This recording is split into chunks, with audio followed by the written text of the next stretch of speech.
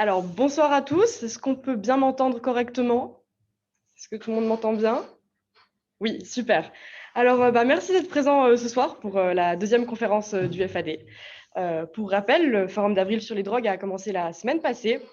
On a exploré l'aspect socio-économique de la drogue à travers d'une vidéocapsule et d'une conférence. Et cette semaine, même principe, simplement qu'on explore les utilisations alternatives de la drogue, donc dans un cadre thérapeutique ou spirituel. Ce soir, ça va être le cadre spirituel. Et en effet, pour cette conférence, on souhaitait déconstruire les stéréotypes tournant autour de la prise de substances à des fins spirituelles et mettre la lumière sur des termes souvent mal compris et mal définis. Et donc pour cela, vous nous avez posé vos questions et puis on va tenter d'y répondre lors de cette conférence. Donc j'ai le plaisir d'avoir avec moi Sébastien Beau, ethnologue spécialiste des chamanismes et des pratiques de gestion de la lecture. Bonsoir Sébastien. Bonsoir. Ah oui, j'allais dire aussi, si vous pouvez juste couper vos micros. Alors par contre, volontiers si vous pouvez activer vos caméras, c'est beaucoup plus sympa pour des conférences en ligne.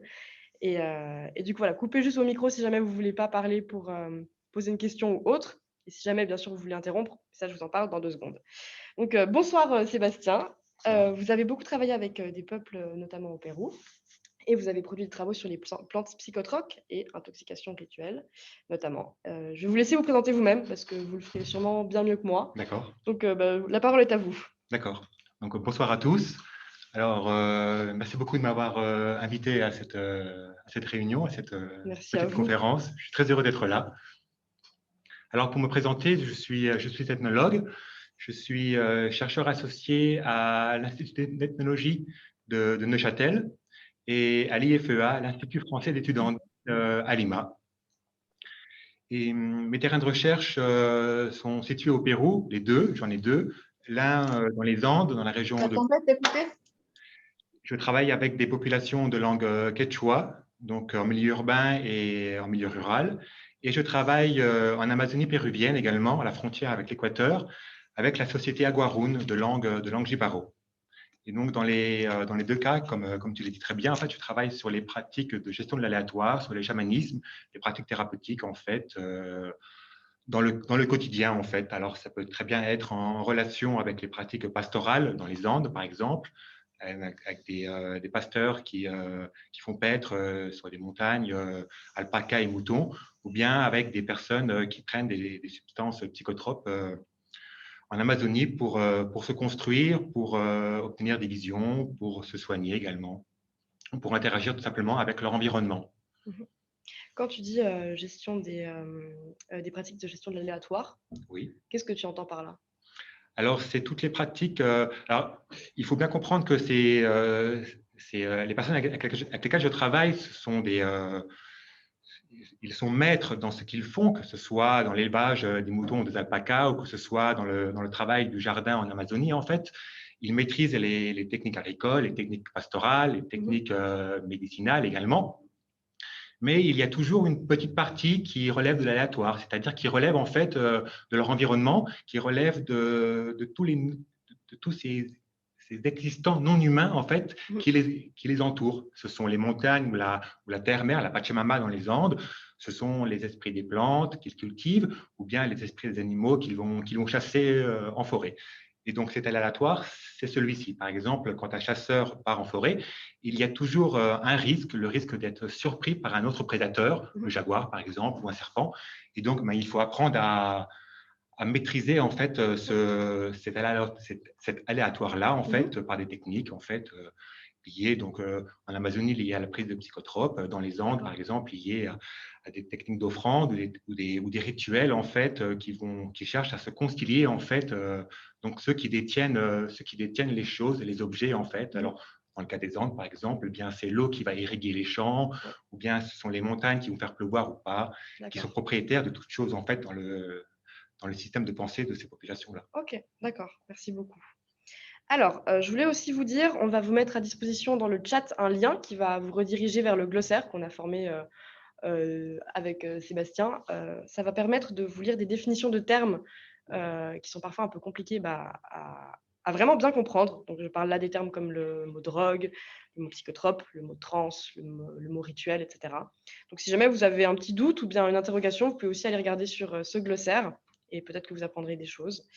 Et dernière chose avant qu'on commence avec vos questions, n'hésitez pas à intervenir. Sébastien lui-même qui me le disait, genre si jamais vous avez quelque chose à dire, si jamais vous avez une question sur le moment, on va allouer un temps à la fin de la conférence pour toutes les questions. Mais si jamais sur le moment vous avez une interrogation, activez votre micro et n'hésitez pas. C'est une conférence qui se veut interactive avant tout. Son but même est de répondre à vos questions, donc n'hésitez vraiment pas. Donc si c'est tout bon pour toi, on Oui. peut commencer. Bah, c'est Très parti. bien, oui. Alors la première question que vous nous avez posée, c'est quelle est la différence entre drogue de chez nous et substances permettant l'éveil, entre parenthèses, sur le plan du développement personnel et de la quête de sens. Qu'est-ce que tu peux me dire là-dessus? Alors, la première différence, c'est peut-être dans les termes employés dans la question elle-même, en fait, drogue de chez nous et substances permettant l'éveil. D'abord dans le nom, en fait. Là, la drogue, dans le sens commun, est souvent connotée négativement. Substance permettant l'éveil, on est plutôt du côté positif, en fait, de la chose. Totalement. En d'autres termes, je dirais que utiliser le mot drogue ne veut pas dire la même chose qu'utiliser un autre mot comme celui de lucidogène, par exemple, qui signifie accroître la lucidité, ou bien le terme antéogène, qui permet également de définir ces fameuses substances permettant l'éveil, et qui signifie faire naître, aller à la rencontre de Dieu à partir de soi, en fait, en quelque sorte. Okay. Donc, on a vraiment des connotations très différentes, et employer tel ou tel terme, eh bien, va diriger le discours dans tel ou tel sens, en fait. Après, il y a aussi la question de l'intention qui accompagne cette ingestion ou cette prise de substance, en fait. Prendre une drogue, dans le sens commun, eh bien, c'est pour se défoncer, c'est récréatif, on bascule très rapidement du côté de l'illégalité, de l'illicite, en fait. C'est un terme juridique. Oui. On bascule également du côté de la clinique, en fait, c'est-à-dire que la toxicomanie, en fait, donc, qui est la clinique de la drogue, en fait, c'est une clinique de la défonce, une clinique de la surenchère, une clinique de quelque chose qui est fort, en fait. Alors que, dans ta question, la substance permettant l'éveil, on est sur un autre registre, en fait. On est sur quelque chose qui a trait au développement personnel, qui a trait à la quête de sens, à la quête de soi, à la quête d'expérience forte également. D'accord. Donc, tout ça, on va dire autre chose selon qu'on emploie tel ou tel terme, en fait. D'accord. Mais est-ce que ça se rapporte à la drogue qu'on va consommer? Alors, la drogue, du coup, entre guillemets? Oui. Alors, tout dépend de ce qu'on entend par mot drogue, en fait. Oui. Si on prend un terme comme le terme substance, en fait, là, on est sur un terrain plus neutre, en fait, et donc, tout va dépendre de l'intention que l'on va mettre, en fait, ou le cadre, l'intention et le cadre dans lequel on va ingérer cette substance, en fait. Une question peut-être, par exemple, est-ce que l'héroïne, qui est classée comme drogue chez nous, comme substance illicite, comme quelque chose qui, du côté de la marginalité, du côté de l'illicite, est-ce que l'héroïne ne peut pas mener dans un cadre adéquat, avec une intention adéquate, ne peut-elle pas mener à l'éveil? D'accord. Je sais qu'il y a certains praticiens, psychiatres, qui proposent un discours qui va au rebours de la pensée dominante et qui pensent que justement l'héroïne peut amener dans un cadre particulier, peut amener vers des états de conscience supérieurs. Oui. D'accord, donc ces deux termes ne se réfèrent pas du tout à des drogues différentes, c'est juste la vision. Que l'on va mettre, oui, que l'on va associer en fait à la substance, en fait. D'accord. Dans quel cadre on parle, sur quel registre en fait propose le discours, en fait. C'est un choix narratif en fait que l'on fait, tout simplement, en fait. D'accord. Ok, super, merci beaucoup. La deuxième question, en total on en a 8, si jamais, 7-8. La deuxième question que vous nous avez posée, c'est est-ce que tout le monde peut en consommer à tout moment? Donc là, en consommer, le en, à mon avis, se réfère à ces substances permettant l'éveil, du coup. D'accord. Et du coup, ou alors peut-être que tu as une autre interprétation de la question aussi. Non, on va partir là-dessus, oui, tout à fait, oui, très bien. Alors, en entendant ta question, je pense que je vais apporter trois réponses différentes, en fait. Je vais partir d'abord d'un de mes terrains, de la société Aguarum, donc, qui utilise différentes substances psychotropes. C'est le terme que je préfère, en fait, le terme le plus neutre, connoté, peu connoté, en fait, je dirais. Et surtout, c'est un terme imagé, un terme métaphorique, en fait, qui veut dire beaucoup de choses, en fait, qui me convient davantage, en fait. Psychotrope, la définition en deux mots, enfin en une ligne, qu'est-ce que ça serait? Alors, un psychotrope, c'est ce qui modifie, en fait, ce qui modifie l'esprit, en fait. D'accord. Mais ce qui est intéressant, en fait, c'est que le mot trope, en fait, a différents sens selon qu'on est d'un point de vue rhétorique, d'un point de vue musical également. Donc, on a des choses qui renvoient à un sens autre, en fait, par rapport au sens premier du terme, en fait. Et les substances psychotropes, en fait, à travers l'intoxication rituelle, à travers l'expérience psychotrope, en fait, eh bien, justement, amènent à aller à la rencontre du monde d'une autre manière, en fait, plus imagée, en fait. Et je pense que pour parler de ces expériences-là, en fait, l'image, en fait, la métaphore sont plus adaptées, en fait, qu'un discours purement rationnel, en fait. Ok, d'accord. Bien sûr. Est-ce que tout le monde peut en consommer à tout moment? Alors, pour répondre à cette question, je partirai de mon terrain, donc les aguarunes.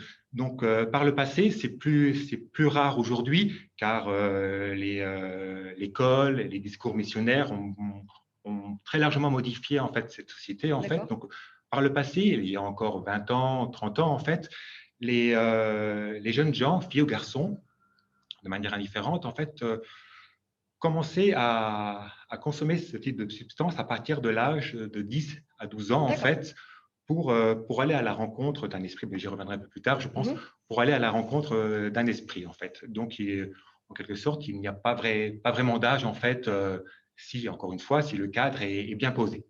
D'accord. Après, toujours, pour répondre à ta question, toujours dans le cadre aguarune, il y a différentes substances, c'est-à-dire, bon, je vais y revenir aussi, je pense. Il y a donc la fameuse ayahuasca, bien connue aujourd'hui en Occident, qui est un mélange, en fait, de deux plantes, en fait. Mais il y a aussi des brugmansia, il y a le tabac, et puis il y a toutes sortes d'autres plantes, en fait, le chaxanango, qui est une Quinfelsia, le chusanango, qui est une Tabernae montana, etc. D'accord. Et donc, dans ce cadre-là, en fait, le mélange appelé ayahuasca était réservé aux chamans. Donc, tout à chacun n'y avait pas accès, en fait. Alors que les autres plantes étaient communes à l'ensemble de la population. Donc là, il y a également une différence à faire, en fait. Qui peut prendre, qui ne peut pas prendre, et ben, la réponse est culturelle, en fait. Donc là, ça veut dire que c'était seulement le chaman qui pouvait consommer de l'ayahuasca? L'ayahuasca, le mélange. Oui. Le mélange uniquement. C'est-à-dire que Banisteriopsis caapi, donc la liane qui entre dans la composition de l'ayahuasca, elle pouvait être consommée seule par tout le monde. Donc, la réponse à la question est également culturelle. Après, d'un point de vue clinique ou d'un point de vue psychopathologique, en fait, par rapport à chez nous, par rapport à toutes ces substances, en fait, est-ce que tout le monde peut consommer? Oui et non. C'est-à-dire non, parce que des personnes qui présentent, par exemple, un processus psychique défaillant, c'est-à-dire des éléments délirants, par exemple, qui présentent un défaut d'intégration symbolique, c'est-à-dire un défaut d'intégration cohérente, je dirais, du matériel acquis au moment de l'expérience, eh bien, ces personnes-là auront beaucoup plus de mal, en fait, avec ce type de substance, en fait, parce qu'elle va prolonger, en fait, ce désordre psychique, en fait. Et donc là, le risque est beaucoup plus grand, en fait, effectivement, oui. C'est-à-dire qu'il faut être prêt mentalement, en fait, pour… Prêt mentalement, alors oui. C'est une question un peu mal formulée, mais disons, dans quel état d'esprit il faut se préparer, oui. Oui, il faut se préparer, oui. Alors après, c'est sûr, une personne qui présente des processus psychiques psychotiques, en fait, donc avec ce fameux défaut d'intégration, en fait, par rapport à la réalité, en fait, bien, ces personnes-là, oui, c'est déconseillé, bien sûr, oui. D'accord. Mais sinon, une personne lambda, en fait, si elle s'y intéresse, si elle s'informe, et si elle s'y prépare, c'est… Oui, mais tout va dépendre, encore une fois, du cadre. Bien évidemment. Bien sûr. D'accord. Oui. D'accord. Avec qui on prend, qu'est-ce qu'on prend, dans quel cadre. Il y a tellement de paramètres qui entrent en jeu pour que l'expérience soit sécure et soit une réussite aussi. On peut très bien prendre l'ayahuasca et ne rien en tirer, en fait. Justement, la prochaine question va un peu dans ce sens. Cette question, c'est: existe-t-il un risque de ne pas sortir de la transe et de rester bloqué dans un état second? Les bad trips sont-ils possibles avec ces substances? Alors, je pense que oui. Oui, pourquoi pas? En fait, ça dépend de beaucoup de choses. Ça dépend de la personne, de sa personnalité, en fait, de sa personnalité émotionnelle, psychique. Ça dépend du cadre, ça dépend de son éducation, de ce qu'elle apporte, en fait, dans l'expérience elle-même, en fait. D'accord. Et ça, c'est quelque chose, à mon sens, qui est essentiel, en fait. Donc, des bad trips, il y en a. Il y a des récits de ce type d'expérience, en fait. Mais si l'accompagnant, celui qui va proposer l'ayahuasca, en fait, est apte à répondre à une expérience traumatisante, en fait, à la rencontre d'une expérience traumatisante chez la personne, alors le bad trip… Alors, je crois que quelqu'un lève la main. Quelqu'un veut poser une question? Je permets de te Bien sûr, couper. oui, oui. Posez seulement, activez votre micro. Moi, j'aurais une question. Ouais, on t'entend. Du coup, c'était en lien avec la question précédente sur est-ce que tout le monde peut prendre des substances. Et je suis notamment intéressé par les travaux de la doctoresse Friederike Michael Fisher et aussi de David Luke sur l'utilisation des substances à des fins soit thérapeutiques ou soit à des fins de connexion avec la nature. Et moi-même, je fais des séances avec la psilocybine et j'ai pu remarquer que selon les cultures des personnes avec qui je prenais, le contexte est toujours dans un contexte naturel, mais des personnes qui venaient d'Europe, d'Amérique du Sud ou d'Amérique du Nord étaient très réceptives et il n'y avait pas de problème. Alors que des personnes qui venaient d'Asie, de l'Est, notamment Chine et Japon, dans des aires urbaines assez grandes, avaient des AYA, Anxious Experience. Et je voulais savoir, est-ce qu'il y a des études qui ont été faites sur ce cross-cultural approach des expériences avec des substances? Alors, probablement que oui, hein. Je pense notamment aux États-Unis, en fait, qui sont très à la pointe dans les recherches cliniques et scientifiques par rapport à ce type d'expérience, en fait, de recherche sur les effets des substances au niveau neuropharmacologique ou au niveau clinique. Probablement oui, mais je ne pourrais pas vous en citer là directement, en fait, pas à ma connaissance en tout cas. Par contre, j'aimerais revenir sur un point par rapport à ce qui vient d'être dit, en fait. Vous évoquiez la psilocybine, en fait. C'est aussi par rapport à ce qu'on disait tout à l'heure, en fait, par rapport à cette notion de substance, en fait. Oui. Il y a une grande différence entre prendre une substance chimique, qu'elle soit de synthèse ou qu'elle soit extraite d'un végétal, en fait, et prendre un végétal. D'abord, la différence tient dans la composition, en fait, de ce qu'on va ingérer. Donc, une molécule, c'est une molécule, et uniquement une molécule. Donc, on va pouvoir doser, on va pouvoir gérer les effets puisqu'on va les connaître, en fait. Alors que si l'on prend une plante, en fait, on va prendre un ensemble de molécules. Donc, l'ayahuasca comprend des dizaines de molécules différentes qui vont interagir chacune à sa manière, voire de manière, voire ensemble, en fait, dans le cerveau, enfin, dans l'être humain qui l'aura ingéré, et donc va provoquer totalement autre chose qu'une simple molécule de DMT, en fait. D'accord, c'est intéressant. Tout autre plan. Ouais. La DMT, c'est-à-dire la molécule La molécule active, en fait, dans notre perception des choses, de l'ayahuasca. Si vous voulez, on pourra revenir en détail là-dessus. C'est pas totalement vrai, en fait. Ça fait partie du discours dominant, en fait, aujourd'hui sur l'ayahuasca dans les nouvelles spiritualités, comme quoi l'ayahuasca apporte les bêta-carbolines qui sont inhibiteurs de monoamine oxydase, qui permettent à la DMT ingérée oralement, en fait, de passer le flux sanguin et de monter au cerveau. La DMT inhalée par les narines, en fait, agit directement sur le cerveau sans avoir besoin d'un inhibiteur. Oui, d'accord. Mais si on va en Amazonie, encore une fois, si on va chez les Jaguaruns, par exemple, eh bien, ces personnes-là utilisent Banisteriopsis caapi seul, c'est-à-dire sans la DMT, sans la plante qui contient la DMT. Et ils ont des visions. Donc là, on est à l'encontre, en fait, du discours scientifique ou neuropharmacologique tel qu'il est présenté aujourd'hui communément dans nos sociétés, en fait.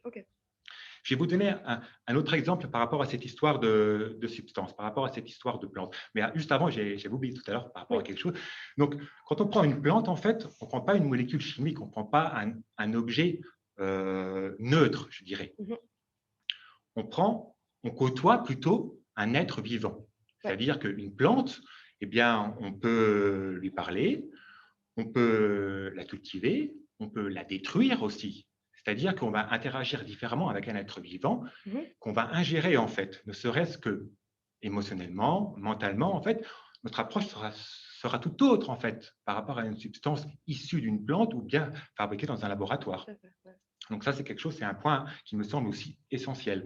C'est-à-dire que ces substances, en fait, donc ces substances végétales, aident à l'éveil parce que la personne, au moment où elle va ingérer, est déjà dans une approche un peu particulière, en fait.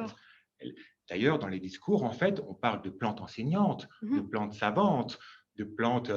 J'avais entendu mère ayahuasca. Oui, par exemple, on les appelle mères. Donc, on crée une relation particulière avec la plante. Et donc, l'expérience qui va s'en suivre, en fait, sera très différente que si on s'injecte dans l'intraveineuse de la DMT, par exemple. D'accord. Ouais. Okay. Voilà. Alors, pour revenir à ces fameuses substances, à la fameuse société Aguarune, donc, qui parle une langue jibaro, donc, tout à chacun pouvait utiliser 3 types de substances psychotropes. D'accord. Alors, pourquoi je dis 3 types? Parce que d'un point de vue chimique, ce sont 3 types de plantes différentes. L'une, c'est le dathème, donc l'ayahuasca, appelée Banisteriopsis caapi, qui est, dans la classification neuropharmacologique, est un hallucinogène. La seconde plante, c'est le tabac, qui contient de la nicotine, qui est ingérée également oralement. Lui, il est classé comme stimulant. Et la troisième plante, c'est une brugmansia, donc qui contient des tropanes, et qui est classée comme délirant. Donc, 3 plantes, 3 classements, 3 catégories de substances chimiques, en quelque sorte. Et pourtant, dans la société Aguarune, ces 3 types de plantes sont prises pour un rituel, pour un même but, dans un même dessein, rencontrer ce qu'ils appellent Arutap. Arutap, c'est un esprit, et cet esprit est cherché, on part en quête d'Arutap, dans une quête spirituelle, si vous voulez, en quête d'Arutap, pour le rencontrer et obtenir de lui un énoncé ou bien un pouvoir qui va transformer radicalement la personne, qui va modifier son rapport au monde pour qu'elle devienne un adulte responsable, un adulte qui va œuvrer harmonieusement avec son environnement. Par le passé, par exemple, aucun jeune ne pouvait se marier s'il n'avait pas rencontré Arutap avant. C'est-à-dire que c'était la condition sine qua non pour pouvoir se marier, pour pouvoir fonder une famille, c'est-à-dire pour l'homme, pourvoir aux besoins de son épouse et de ses enfants, et pour la femme, de même manière, pouvoir aux besoins de son époux et de ses enfants. En fait. Mais du coup, dans ce cadre, est-ce que le bad trip existe? Alors, chez les Aguarune, on ne parlera pas de bad trip, on ne parlera pas non plus d'être coincé dans un délire de type, je dis bien de type psychotique, mais on parlera de captation par les esprits, en fait. C'est-à-dire, on va être capté et on va se perdre en tant qu'être humain pour être transformé, pour devenir autre, en fait. Donc, devenir, par exemple, si on est capté par le boa, donc, qui est un animal qui revient très fréquemment dans les expériences psychotropes chez les Aguarune. Donc, si on est capté par le boa, on va commencer à devenir un boa. Alors, bien sûr, pas physiquement, physiquement, on reste humain, mais mentalement, dans sa façon de voir le monde, en fait, la personne va commencer à se penser boa et va commencer à se comporter comme un boa, en fait, en quelque sorte. Et c'est là qu'on fera appel au chaman, en fait, qui est le maître des transformations, qui est celui qui sait faire et défaire les devenirs, ces fameux devenirs autres, et qui va pouvoir ramener la personne à sa nature d'être humain, en fait. D'accord. Il y a une question dans le chat aussi, c'est la suivante, elle rejoint un petit peu ce que je viens de dire. Existe-t-il un cadre de consommation des Burgmansia, je suis désolée pour ma prononciation. Burgmansia, voilà. Si oui, quel est ce cadre? Est-ce que les chamans, eux qui pratiquent beaucoup, rapportent des expériences de bad trip, même si pas rapportées sous ce nom? Avec les Burgmansia. Alors, les Burgmansia, comme je vous l'ai dit, c'est un délirant. Donc, l'expérience n'est pas du tout la même qu'avec l'ayahuasca. Avec l'ayahuasca, en fait, la personne garde le contrôle d'elle-même, généralement, à part quelques cas. Et encore, il faudrait vérifier, il y a tellement de paramètres qui rentrent en jeu, notamment qu'est-ce qu'il y a dans le breuvage, qu'est-ce qu'il y a dans le mélange, qui a préparé le mélange, qu'est-ce qu'il a mis dedans, en plus des 2 plantes habituelles, en fait. Donc, tout ça, c'est encore autre chose. Avec les Burgmansia, en fait, c'est un travail très différent, en fait. C'est-à-dire que l'expérience est c'est très proche du délire, c'est-à-dire que la température corporelle augmente énormément. On arrive à 40 et demi de température corporelle, en fait. Et donc, il y a une perte de conscience totale, en fait. C'est-à-dire que la personne, au moment du réveil, donc ça peut prendre 8 heures, 12 heures, 24 heures après, c'est très, très long, en fait. La personne, en fait, ne se souvient pas de ce qu'elle a vécu. Et donc, ce sont les personnes qui prennent soin d'elle, en fait, au moment du rituel, parce qu'on ne croit jamais seul, bien sûr, quelqu'un Toujours encadré. va prendre soin de la personne. Alors, cette personne-là, on appelle ça un tsuarati, un gwaroun, c'est-à-dire c'est celui qui est avec le tsuak. Le tsuak, c'est le pharmacone, c'est la plante, en fait, en quelque sorte. Donc, celui qui maîtrise, c'était des femmes, en fait, qui maîtrisaient ce savoir-là, alors que le chaman, chez les Aguaroun, était toujours un homme. D'accord. Ce sont les femmes qui maîtrisaient les Brugmansia. Il y a une raison à ces distinctions de genre entre les deux? Alors non, ça dépend des sociétés, en fait. Dans certaines sociétés, on peut avoir des chamans femmes et hommes. Dans d'autres, il n'y a que des femmes. Et dans d'autres, comme chez les Aguaroun, il n'y a que des hommes, en fait. C'est lié à la culture, c'est lié au fait que le chamanisme Aguaroun est un chamanisme agressif, donc qui s'inscrit dans les luttes passées, en fait, dans les combats dans lesquels on allait chercher une tête, en fait, chez l'ennemi, qu'on rapportait dans le village pour beaucoup de choses, en fait. D'accord. Voilà. Tout autre sujet. Tout autre sujet, oui.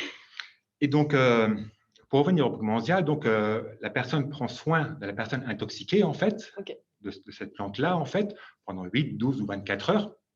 Donc, à l'aide d'un coton, elle humidifie un peu la bouche, la poitrine, la nuque, pour que la personne ne se sente pas dépossédée d'elle-même totalement, en fait.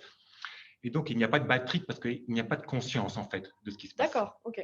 Il n'y a pas de bad trip. Par contre, c'est très prenant. C'est-à-dire qu'une personne, si elle est laissée à elle-même, elle peut se sauver en forêt. Il faut lui courir après. Et comme elle est prise par la plante, elle court très rapidement, elle grimpe aux arbres et tout. Donc, c'est quelque chose, c'est assez fantastique à voir. Par exemple, ils connaissent, d'un point de vue botanique, il n'y a qu'une seule, il y a plusieurs Brugmansia, mais chez les Aguaroun, il n'y en a qu'une seule. Brugmansia suaveolens. Les Aguaroun, eux, connaissent 5 variétés différentes. Donc, une pour avoir une vision, une pour soigner certains types de maladies très difficiles qui ne rentrent pas dans la pharmacopée familiale. Une autre pour réparer les os en cas de fracture. Une autre pour accoucher également, quand l'accouchement est difficile. Donc, la femme va ingérer la Brugmansia, en fait, donc, notamment pour replacer le fœtus quand il est pas mal placé ou pour quand l'accouchement ne se passe pas bien, en fait, pour faciliter l'accouchement, en fait. Et dans ce cas-là, ça se passe très, très bien. En tout cas, c'est les récits qu'on m'a donnés, en fait. On comprend toujours au saillot en tant qu'ethnologue. J'insiste. Bien sûr. Et donc voilà, donc il n'y a pas de bad trip. Par contre, il y a tout un travail d'intégration après de l'expérience. C'est-à-dire que à la sortie de l'expérience, il y a une coupure de l'expérience avec des plantes piquantes, en fait, pour couper l'expérience, pour fermer la personne. Et il y a tout un suivi pendant plusieurs jours. C'est-à-dire qu'il y a une diète qui va se prolonger une semaine, 15 jours, un mois, en fait, en fonction de la personne, en fait, en fonction du trauma qu'il a obligé à prendre cette plante-là. D'accord. Et donc, c'est une diète, ça veut dire que on va s'abstenir de sel, de sucre, d'alcool. Pourquoi le sel, d'ailleurs? Parce que le sel, en fait, ferme les corps, en fait. D'accord. Ok. Si vous ne prenez pas de sel sur un très long terme, en fait, vous commencez à avoir de plus beaux rêves, de rêves plus forts, en fait. Donc, par exemple, chez les animaux, on donne du sel aux animaux sauvages pour les domestiquer, en fait. Les chasseurs, quand les chasseurs mettent du sel en forêt, c'est pour que les animaux ils soient qu'ils ne soient plus si sauvages, en fait, et plus faciles à tirer, en quelque sorte. Ah, c'est drôle. Voilà, oui. D'accord. Voilà. Et donc, cette Brugmansia-là, donc, voilà, donc il y a tout un travail qui précède l'ingestion et qui suit l'ingestion, en fait. Et pour revenir à cette quête d'Aruta, à cette quête spirituelle, ce qu'il y a de fascinant, en fait, par rapport à ces substances, c'est que quelle que soit la substance que l'on prend, le datem, le tabac, bu oralement, les feuilles vertes, parce que là encore, il y a une différence. Le chaman, c'est les feuilles séchées. Je vous dirai pourquoi, si vous voulez. Et tout ça chacun, c'est les feuilles vertes. Il y a une différence, en tout cas, chez les Aguaroun. Et Banisteriopsis, Nicotiana ou Brugmansia, en fait, si on rencontre Arutap, donc si l'esprit apparaît, donc je peux vous raconter comment ça se passe. Si Arutap apparaît, en fait, l'ivresse, c'est-à-dire l'intoxication psychotrope, cesse immédiatement. D'accord. C'est-à-dire que là, d'un point de vue neuropharmacologique, il y a une question à poser. Comment se fait-il qu'une substance qui est censée agir sur votre cerveau 4 heures pour Banisteriopsis ou bien 8 heures pour Brugmansia, si au bout d'une demi-heure, Arutap apparaît, il n'y a plus rien? Et quand il apparaît, qu'est-ce qu'on voit? Qu'est-ce qu'on voit? On voit différentes choses, en fait. D'ailleurs, ça va avec la question suivante, qui est les expériences vécues sont-elles les mêmes chez tout le monde? Ça rejoint un petit peu ce qu'on explique. Alors, elles sont les mêmes. Alors, elles sont à la fois les mêmes, à la fois différentes, en fait, car tout dépend de ce qu'on apporte, en fait, dans cette expérience-là. Alors, elles peuvent être les mêmes parce que, humainement parlant, biologiquement parlant, on est fait de la même manière, quelle que soit la culture dans laquelle on est, en fait. Donc, notre cerveau fonctionne de la même manière, enfin, entre guillemets. Oui. Donc, il y a une ressemblance. Et après, il y a des différences importantes. C'est au niveau culturel, ou bien au niveau de notre éducation, en fait, de ce qu'on a vécu, de notre trauma, de nos émotions, notre éducation plus ou moins ouverte, nos angoisses également. C'est-à-dire qu'une personne qui est très angoissée, elle aura beaucoup de mal à lâcher prise au moment de l'expérience, car ces plantes-là, c'est ce qu'elles provoquent, en fait, un lâcher prise énorme par rapport au contrôle qu'on peut avoir sur soi ou sur sa vie, en fait. Et donc, la personne aura peut-être du mal à accepter ce lâcher prise, et là, l'angoisse va naître, en fait. Et là, on peut rejoindre le bad trip, oui, dans ce cas-là, oui. Ok, d'accord. D'accord. Donc, il y a des ressemblances et des différences, en fait. Oui. Et par contre, j'ai perdu le fil maintenant par rapport à Botmansia.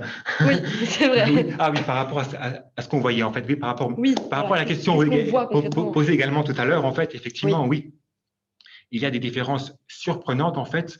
Quand j'interroge, par exemple, un Européen ou un Nord-Américain, après qu'il ait pris en ayahuasca, le mélange, dans un contexte rituel, on va dire, vers neutre, eh bien, ces expériences soit se réduiront aux phosphènes habituels qui apparaissent à KDMT dès le début, en fait. Donc, peut-être à une transformation de ces phosphènes, des images très géométriques, en fait, très colorées, peut-être à la transformation de ces images-là en serpents, mais ça va rarement… Vous avez dit qu'un phosphène, c'est du coup ces images très colorées, très géométriques. Un peu kaléidoscopique, en fait, quand vous regardez un peu dans la machine. C'est à peu près ça que vous voyez au début.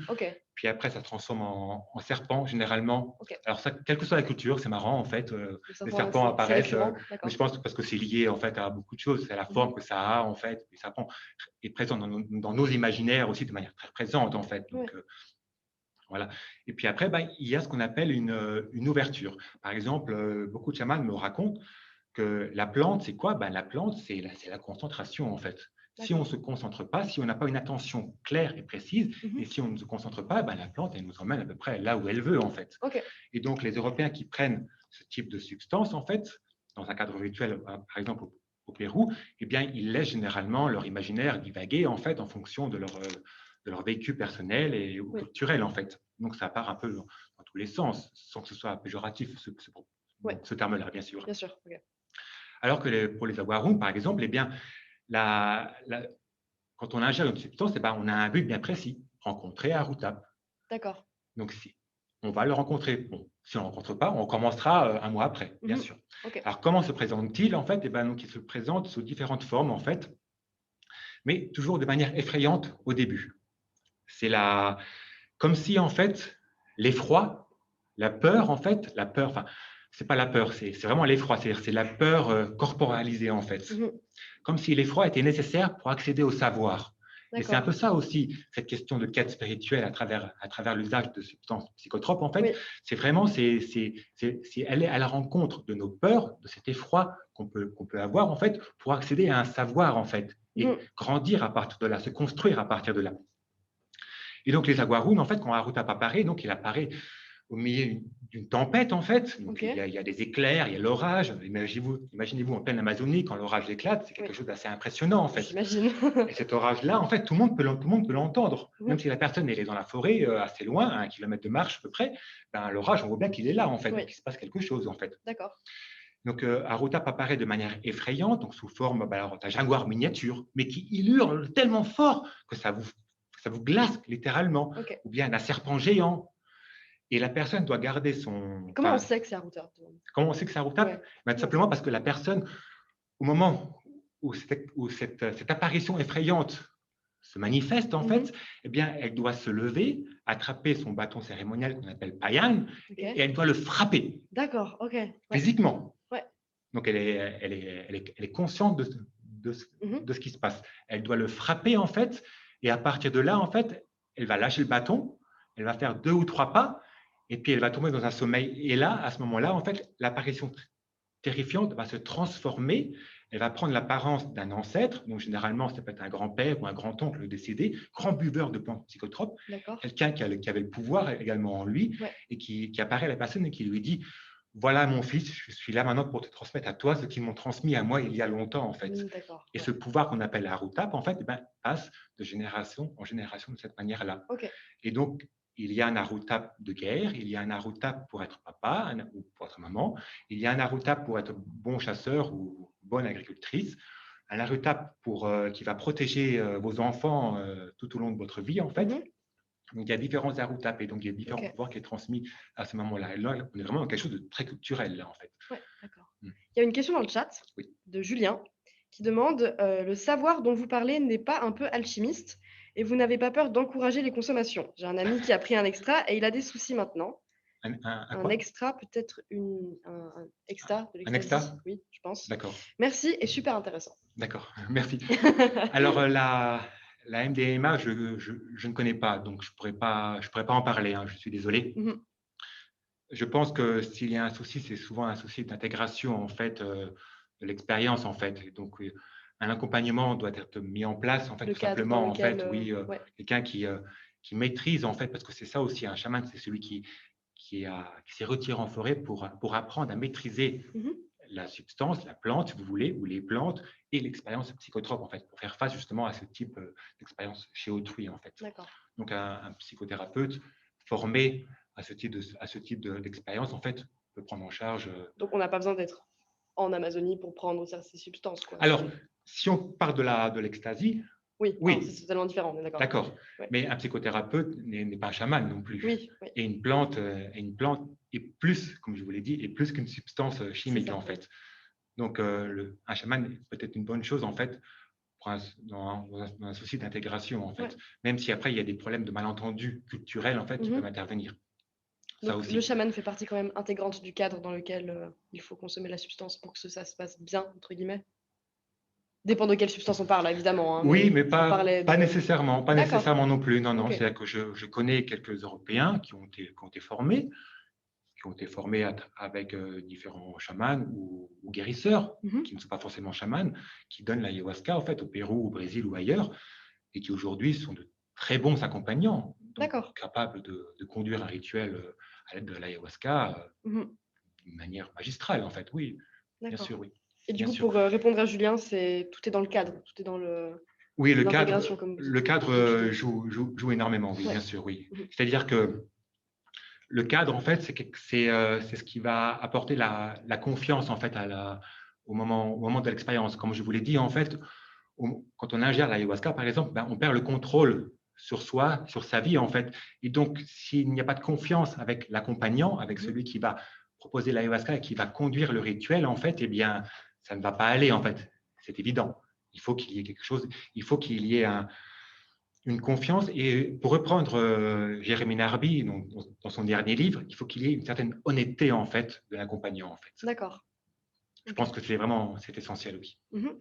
Une honnêteté dans le sens Ben, ne pas proposer l'ayahuasca au premier venu parce que ça apporte beaucoup d'argent, par exemple.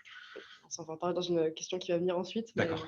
c'est sûr. D'accord. Et du coup, maintenant, la question, c'est est-ce que tu le conseilles? Est-ce que tu as déjà consommé de la drogue à des fins spirituelles, quête de soi, introspection? Et si oui, quelle a été ton expérience? Ah, et quelqu'un a levé la main. Donc, je laisse la personne, Mathias, je crois, qui s'appelle.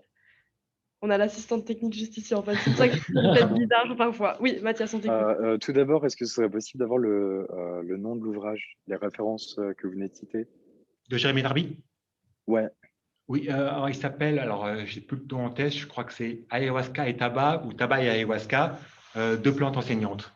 Il vient de ok. sortir, hein, il y a même pas un mois, je crois. Ah, ok. Ou peut-être un peu plus qu'un mois, mais il Ok. est aux éditions, au Mama Édition, je crois. Voilà, ok. Très Merci intéressant. beaucoup.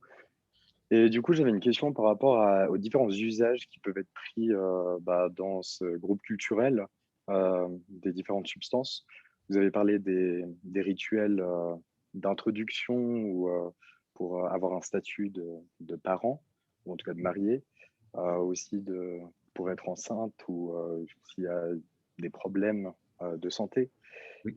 Euh, du coup, est-ce qu'il y a plein de contextes différents et on va à chaque fois interagir avec un Aruta différent et on va explicitement rechercher un Aruta avant la prise et c'est le chaman qui va prendre la substance parce que d'autres personnes, bon, en cas d'accouchement difficile, je pense que là, c'est la femme qui va prendre la substance, mais quels sont les agents qui vont prendre la substance, dans quel cas, et est-ce que le chaman est amené à avoir plus de contextes différents ou de voir, d'appréhender plus de haruta différents? Ah, alors, je vais tenter de répondre à votre question, mais peut-être que je me suis mal exprimé en fait, ou je n'étais pas assez clair, je suis désolé. Euh, Quand j'ai évoqué ces fameuses quêtes d'Arutap, en fait, donc tout à chacun peut partir en quête, en fait, et généralement l'accompagnant, donc si c'est un garçon, c'est son père ou son oncle, en fait. Si c'est une jeune fille, en fait, ou une femme, c'est sa mère ou sa tante, parfois un grand-parent également, qui va donner. Donc là, il n'est pas du tout question de chamanisme, en fait. C'est quelque chose qui est inscrit dans la société, ou qui plutôt était inscrit dans la société de manière collective, en fait. Donc, tout le monde y avait accès, tout le monde savait préparer, en fait. Aujourd'hui encore, les femmes savent préparer le tabac, en fait, c'est-à-dire qu'elles font macérer légèrement les feuilles ou elles écrasent la nervure centrale pour en extraire le jus, et le jus des feuilles vertes, en fait, et puis elles vont l'inhaler par les narines, quelques gouttes seulement, en fait, pour chanter plus juste, chanter les fameuses anènes, en fait. Donc, ces chants du cœur, anentai, c'est le cœur, en fait. Donc, chanter les chants du cœur, en fait, pour interagir de manière harmonieuse, je dirais, avec leur environnement quand elles sont dans leur jardin. D'accord. Pour interagir avec celle qu'on appelle Nyungkwi. En fait, Nyungkwi, c'est la. Alors aujourd'hui, Nyungkwi, si vous allez sur Internet, vous verrez la traduction, c'est terre-mère, Pachamama, en fait, ce genre de choses. Mais ce n'est pas vraiment ça. Nyungkwi, dans la mythologie aguarune, c'est celle qui a apporté les aliments, en fait. Ouais. Et donc, c'est la maîtresse des jardins, en fait. Donc, pour que la femme elle ait un beau jardin, quand je dis jardin, c'est grand, hein, c'est pas un petit potager comme chez nous. Pour qu'elle ait un beau jardin, en fait, ben, elle va interagir avec Nyungkwi pour que ses légumes poussent bien et qu'ils ne soient pas attaqués par des prédateurs, par exemple. D'accord. Voilà. Donc, dans cette société-là, en fait, tout à chacun pouvait savait les préparer, pouvait consommer ces plantes-là, en fait. Okay. Et effectivement, par rapport à Rutap, en fait, donc, celui qui voulait ingérer la Pokmansia pour aller à la rencontre d'Arutap, ou bien le tabac, ou bien le Banisteriopsis, eh bien, il le faisait pour ça, dans ce cadre-là. Il se retirait généralement au bord d'une cascade, donc assez loin des maisonnées, en fait, avec son oncle ou son père, quand c'est un garçon. Et puis, il allait ingérer la plante, en fait, en quête d'Arutap, en fait. Et donc, si ça ne marchait pas ce jour-là, il allait revenir un mois après, puis encore un deuxième mois, jusqu'à la rencontre, en fait. Alors que le chaman, c'est quelque chose d'assez différent. C'est-à-dire que dans la société aguarune, en fait, le savoir botanique est détenu par les femmes. C'est-à-dire que le savoir médicinal, en fait, est détenu par les femmes. C'est-à-dire que pour soigner tous les maux du quotidien, donc ça peut être une fracture, ça peut être une grippe, ça peut être une morsure de serpent, ça peut être des problèmes intestinaux chez les enfants, enfin beaucoup de choses comme ça. En fait, ce sont les femmes qui vont savoir quelle plante, la plante du jardin, ou bien une plante sauvage qui a été ramenée dans le jardin, ou bien une plante sauvage qui reste dans la forêt, en fait, qui sont les femmes qui vont savoir quelle plante utiliser. Même si aujourd'hui, il y a quelques différences encore parce que la société change énormément. Donc, certains hommes accaparent ce savoir-là, en fait, et le font leur, en fait. D'accord. Enfin, l'accaparent pas, mais ils le font leur pour pouvoir soigner également. Oui. Alors que le chaman, lui, il a un tout autre rôle. Il a une formation très différente, d'abord, particulière, qui lui est propre, en fait. Et il a une toute autre fonction, en fait, c'est qu'il va soigner ce que je peux appeler de manière brève, en fait, les maladies de type sorcellerie, en fait. OK. Ou bien ce que j'ai évoqué tout à l'heure, ces fameuses captations et ce fameux devenir autre, en fait. Okay. Le chaman, c'est celui qui va défaire, en fait, ce devenir autre et qui va reconstruire la personne. Ou bien c'est celui qui va extraire par la technique classique de la succion, en fait, du corps, en fait, il va aspirer, en fait, le dard, on appelle tsensak, envoyé par un sorcier et le détruire, en fait, pour guérir la personne, en fait. Ouais. Mais là, on est dans un tout autre contexte. Et pour répondre, donc, tout à l'heure, j'ai évoqué cette quête d'Arutap et c'est ça qu'il y a d'intéressant par rapport à ce mot drogue, en fait, qui est très connoté négativement chez nous. Quelque chose, les marginaux qui sont sales, qui sont délinquants. Enfin, oui, il y a tout un ensemble sémantique autour du mot drogue qui renvoie quelque chose d'assez noir, en fait, assez sombre, en fait. Ouais. Alors que chez les Aguarunes, en fait, la quête d'Arutap est rattachée à un champ sémantique qui dit totalement autre chose. C'est-à-dire que les mots qui renvoient à l'expérience psychotrope, en fait, ou au résultat de l'expérience psychotrope, signifient, alors ça peut signifier beau, lumineux, être paré de bijoux, en fait, de beaux bijoux, comme on peut voir. Imaginez un Amérindien avec sa coiffe, avec ses colliers, en fait, de graines. Imaginez ça, c'est ça, en fait. Ou bien, ça peut signifier être alerte, être éveillé également, un terme, tu sais, c'est-à-dire être capable de plaisanterie, c'est-à-dire être intégré socialement, en fait. Vous voyez la différence par rapport à ce mot drogue, en fait, chez nous, en fait, il y a un gouffre, en fait, énorme, Totalement, oui. Et c'est là où il y a quelque chose d'intéressant, en fait, c'est que le chaman, il va à l'encontre des autres membres de sa société. Car lui, en fait, tout son apprentissage a pour but, a un but précis, en fait, c'est de souiller son corps. Donc, il va à l'opposé, à l'inverse des autres membres de sa société qui, eux, cherchent à être lumineux, à briller au niveau du cœur, en fait. C'est-à-dire que chez les Aguarun, le cœur, Anentai, c'est le siège de la pensée Anentai Mat, en fait. D'accord. Et donc, plus on est beau ici, mieux on pense, en fait. Okay. Et donc, mieux on peut construire sa vie, en fait, intégrée donc la pensée, pour eux, réside dans le cœur plutôt que dans la tête. Oui. D'accord. D'accord. Ok. Voilà. Très drôle. Et alors que le chaman souille son corps, c'est-à-dire qu'il va ingérer, c'est-à-dire que le chaman instructeur va régurgiter une substance de son estomac, qu'on appelle le rouac, un flegme, en fait. Il va le mélanger à un jus de tabac. Donc, il a déshydraté au soleil les feuilles de tabac. Donc, il a enlevé l'esprit du tabac pour le remplacer par l'esprit du soleil, en fait, en quelque sorte. Puis, il va réhydrater de sa salive ce tabac, il va le mélanger à ce qu'il a régurgité de son corps, ce rouac, en fait, et il va le donner à boire à son apprenti. D'accord. Et à l'apprenti de ne pas le vomir, en fait.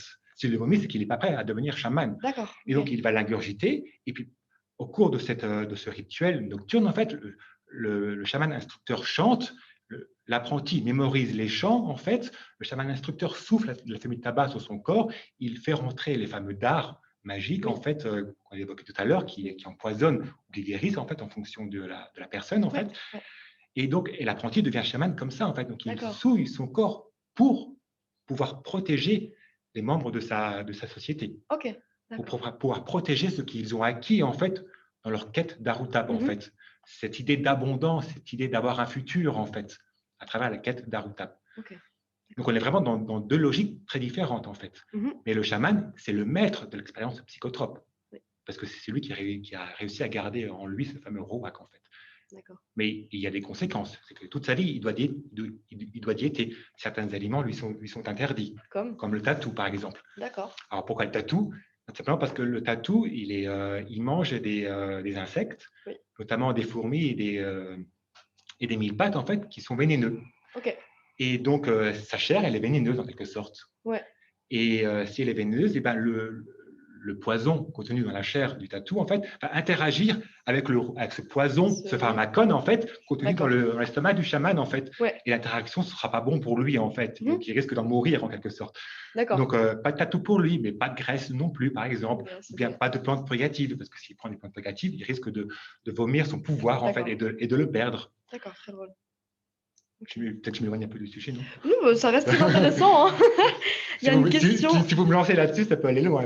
Je vous écouterai des heures. Il y a une question dans le chat. Je propose d'y revenir dans deux questions, parce qu'en fait, elles se rejoignent très bien. La question, c'est concernant les chamans qui font ce que l'on pourrait appeler du tourisme chamanique. Comment sont-ils vus par la communauté? Perdent-ils leur pouvoir? Donc, je propose qu'on prenne ces questions, on la met de côté et on y répond dans quelques minutes. Et là, maintenant, la question, c'est du coup, est-ce que vous le conseillez? Quelle a été ton expérience par rapport à ça? Oui. Tu peux nous faire un petit récit, une petite… Mon expérience, alors j'ai ingéré de ces substances dans un cadre rituel et parfois non rituel également, mais toujours dans ces sociétés-là, donc dans des familles avec lesquelles je travaillais, dans les familles dans lesquelles je vivais depuis très longtemps, en fait. Et j'ai ingéré d'abord dans un dessin intellectuel, en fait. Quelle substance exactement, si je peux me permettre? Alors, donc, le mélange, qu'on appelle datem en aguarun, ayahuasca de manière commune, en fait. D'accord. Donc, Banisteriopsis caapi et Diplopterus cabrirana chez les aguarun, et Banisteriopsis caapi et Psychotria viridis dans d'autres sociétés, par exemple chez les Lamista ou chez les Matsikenga. Pour que les autres comprennent, on retient ayahuasca, du coup. Voilà, oui. Ok, ça marche. D'accord. J'ai ingéré le tabac également. Bon, Podmansia aussi. une fois. D'accord. Et Si on prend par exemple l'ayahuasca, quelle a oui. été ton expérience dessus? Alors, comme je l'ai dit, j'ai ingéré d'abord dans un but intellectuel, en fait, pour tenter de comprendre, en fait, le discours de mes interlocuteurs, pour comprendre, en fait, ce qui se jouait, en fait, dans les rituels thérapeutiques, en fait, ou autres, en fait, à l'aide de l'ayahuasca. Quand vous participez à un rituel, une session ayahuasca chez les Aguarun, par exemple, ou ailleurs en Amazonie, en fait, eh bien, en tout cas pour chez les Aguarun, le chaman est assis, il a un hocher de feuilles, qu'on appelle communément chacapa, mais qui a un terme sampi en Aguarun, des feuilles fraîches, jamais des feuilles séchées, donc il y a une différence aussi par rapport à ce qu'on peut voir aujourd'hui, donc des feuilles fraîches. Donc le chaman, il est assis, le patient est couché devant lui ou assis devant lui, et puis le chaman, ben, il chante, un long chant qui dure une heure, qui peut durer 2 heures. En fait, c'est très très long en fait. Okay. C'est des mots qui se répètent.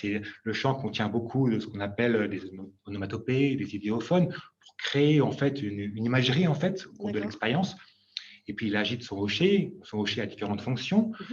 Et puis il ne se passe pas grand-chose en fait. Le patient est assis ou couché, il ne bouge pas. Et le chaman chante pendant 1 heure. Et puis au bout d'un moment, il se penche et puis il extrait quelque chose du corps et qu'il recrache à côté en fait.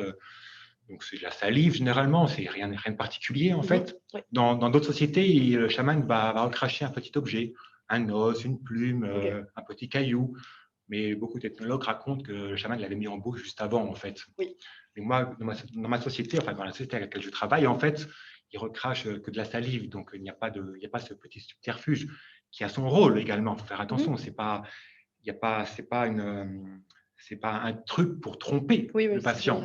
Il y a un rôle au niveau symbolique qui est très important, en fait. Mais peu importe. Et donc, voilà. Et puis voilà, au bout de 2-3 heures, ça s'arrête. Et puis, le patient est guéri ou pas. Et puis, il rentre chez lui. Et le chaman rentre chez lui. Et puis, tout le monde rentre chez soi. Et voilà. Okay.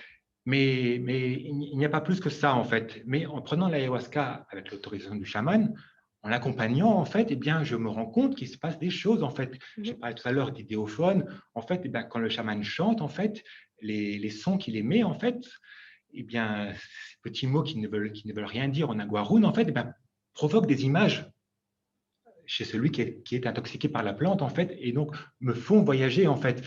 Et je me rends compte, en fait, qu'il se passe des choses avec le patient, en fait, pendant le chant, en fait, dont je n'avais pas connaissance en regardant à l'état de veille, en fait, ce qui se passait, en fait, oui. Ouais, d'accord. Et alors après, j'exerce aussi un métier, celui d'ethnologue, en fait, dans lequel je ne peux pas distinguer, en fait, mon vécu personnel, en fait, de ma recherche, en fait. L'objectivité n'existe pas, en tout cas pas sur le terrain en tant qu'ethnologue, même si après je dois la retrouver au moment de mes écrits, en fait. Mais donc,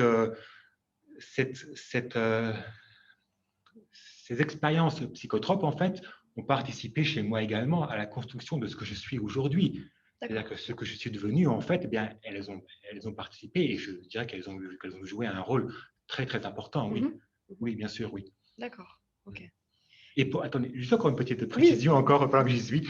Dis-moi seulement. Pour revenir à cet aspect culturel, en fait, donc je suis français, en fait, et donc on pourrait s'attendre que mon expérience visionnaire, en fait, les images perçues, en fait, ce matériel onirique, en fait, au cours de l'expérience, eh bien, touche à mon éducation, touche à mon bagage culturel, en fait. Alors, ça a été, oui, effectivement, quelquefois, mais pas souvent, en fait.